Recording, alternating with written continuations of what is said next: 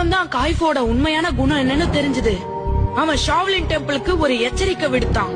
ஒவ்வொரு வருடத்தோட முதல் நாளும் ஷாவ்லினுக்கும் அவனுக்கும் இடையில போட்டி நடக்கும்னு தெரிவிச்சான். அந்த அறிவிப்பு படி கடந்த 9 வருடங்களா போட்டி நடந்துகிட்டு இருக்கு.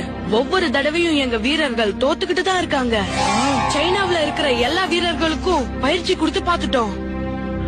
ஆனா காய்ஃபுவ ஜெயிக்கிற பலம் யார்கிட்டயும் இருக்கிற மாதிரி தெரியல. இந்த வருடம் தான் எங்களுக்கு இருக்கிற கடைசி வாய்ப்பு. இதுலயும் தோத்துட்டோம்னா ஷாவ்லின் மட்டும் இல்ல, சைனாவுல இருக்கிற எல்லாரும் காய்ஃபுக்கு அடிபணிய வேண்டி வரலாம்.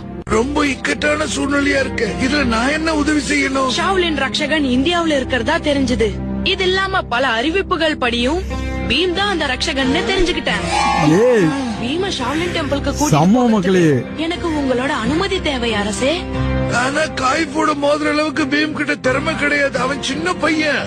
நீங்க கவலைப்படாதீங்க மகாராஜா.